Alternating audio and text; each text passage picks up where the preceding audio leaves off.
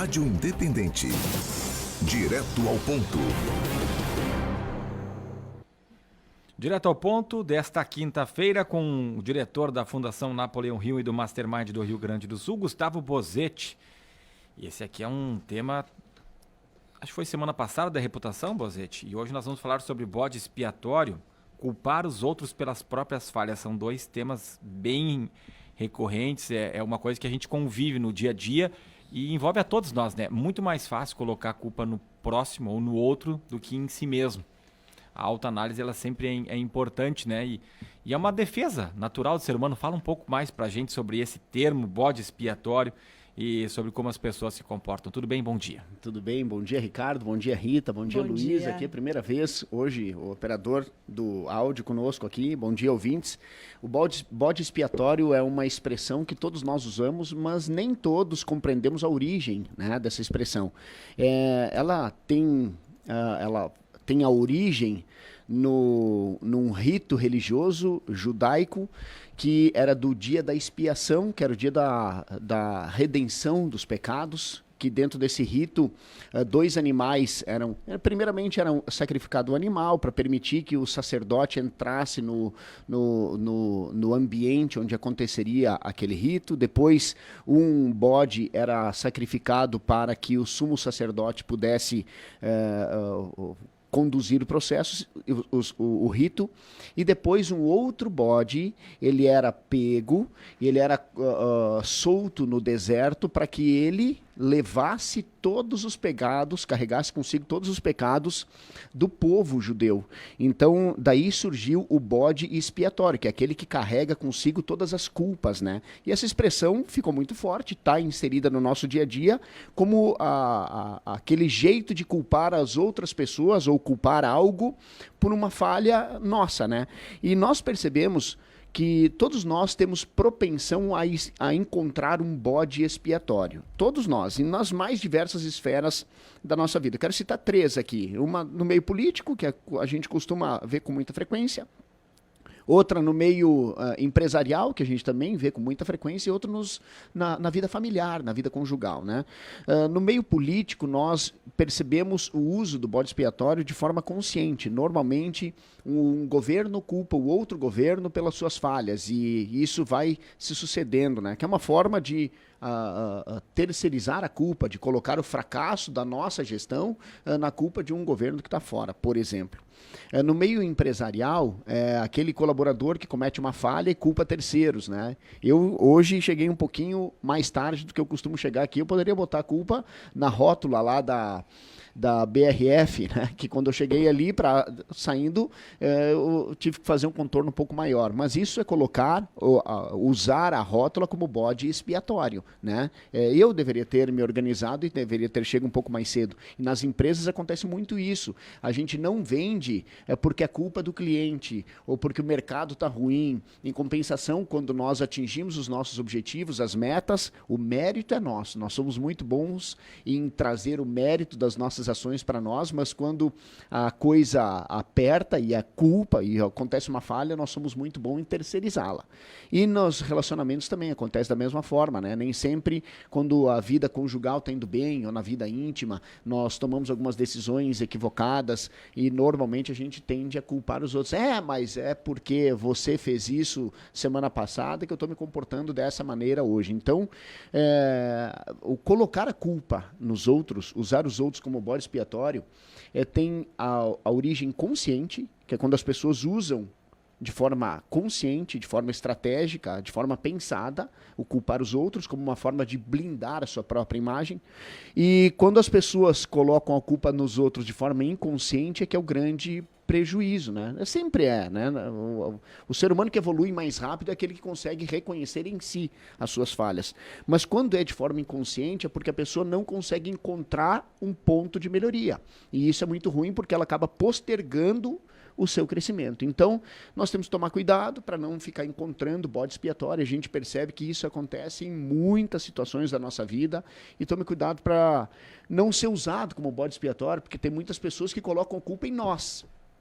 elas que tomaram decisões erradas, elas que falharam, elas que confiaram, elas que fizeram as coisas acontecer do jeito equivocado, mas muitas vezes elas, para gerar paz no seu coração, elas acabam nos culpando. Então nós temos que saber nos defender, analisando os fatos, a realidade dos fatos, não a ficção por trás dos fatos, e saber se defender é fundamental. E quando nós estivermos usando as outras pessoas de bode expiatório, também temos que tomar cuidado para não cometer algum tipo de injustiça, chamuscando a nossa reputação, como falávamos antes, né, Ricardo, na semana passada, e também tomando cuidado para isso não fazer com que a nossa evolução como ser humano não fique muito longa, porque quem não reconhece em si as suas falhas tende a repetir no futuro os mesmos erros do passado.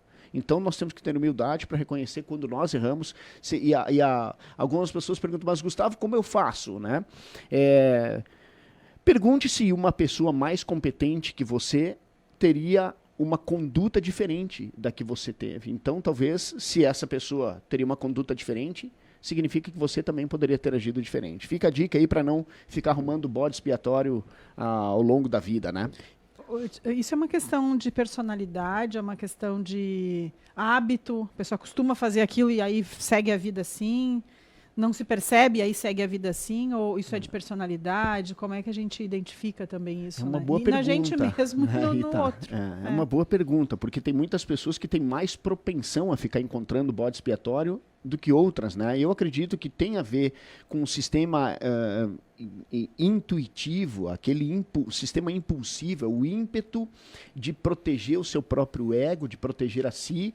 É mais fácil culpar os outros, porque nós tiramos a culpa e nós colocamos no vizinho. Eu entro em casa e eu vejo a minha casa bagunçada, é mais fácil eu conviver com a minha casa bagunçada culpando os outros e não trazendo para mim a culpa. Então, é um sistema impetuoso de proteção do próprio ego, mas eu acredito que alguns perfis de pessoas tendem a colocar mais isso em voga. Então, eu acredito que é um comportamento que pode se tornar um hábito, um vício, e eu acredito que todos nós temos propensão a isso, mas quando nós temos a sabedoria, a consciência de que nós podemos trazer para as nossas mãos a responsabilidade sobre os nossos atos, talvez a gente comece a enxergar a vida com um olhar diferente, porque a gente começa a não cometer no futuro os mesmos erros do passado, e isso é muito bom, né? É uma forma de amadurecimento do ser humano, né? Eu acho difícil alguém que não coloque a culpa ou nunca tenha colocado a culpa em outra pessoa, ou no exemplo que tu trouxe aí, até não seria numa outra pessoa, seria em obras, né? Ali da 130. E é uma coisa natural do ser humano. Mas assim, a gente nunca pode colocar, ou tem que ter cuidado para não colocar sempre a culpa no outro, porque de vez em quando vai acontecer, né? Tem situações claras. Óbvio que a pessoa tem que fazer a sua autoanálise, tem que fazer a sua autocrítica e dizer, não, só um pouquinho.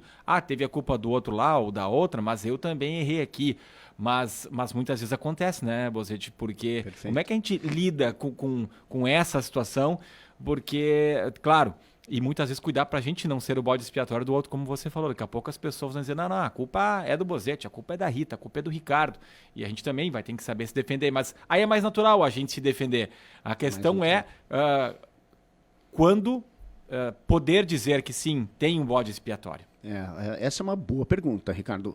A filosofia de Napoleão Hill, nós falamos muito isso dentro das nossas formações. Nós temos que separar duas coisas. O que é o fato e o que é a fantasia que vem atrás, envolta no fato. E o que nós recomendamos é que se verifiquem os fatos. Se porventura o fato está revelando que a culpa é nossa, nós temos que ter a sabedoria de reconhecer que aquele fato só aconteceu por causa nossa, por culpa nossa. Então, não a ficção. E tem algumas pessoas que não conseguem separar os fatos. Às vezes tem um fato gerador que gera uma série de outras consequências, mas as consequências que vão sendo geradas nem sempre foram culpa nossa. E a gente encontra isso muito. É o funcionário que chegou atrasado 5 minutos, eu vou dar um exemplo aqui, tá? Que costuma acontecer. E daí ele chegou atrasado 5 minutos, mas ele se deparou com um cenário que aqueles 5 minutos acarretou uma série de outras consequências, mas que não foram geradas apenas pelo fato de 5 minutos de atraso. O fato de 5 minutos de atraso, ele agravou um pouco mais aquele cenário que já vinha acontecendo. Então, a compreensão do fato dentro de um contexto mais amplo é fundamental para que a gente compreenda se a culpa é nossa ou não é. Em compensação, quando as fantasias, quando a ficção vem por trás, quando as narrativas, quando essa construção que nem sempre traz a realidade dos fatos vem, nós temos que saber discernir. Isso é uma cortina de fumaça que está se criando por trás do fato. E nós temos que conseguir separar isso. E dos fatos, quando estivermos analisando os fatos, nós temos que colocar a relevância do fato. Qual é a relevância desse fato dentro de um contexto?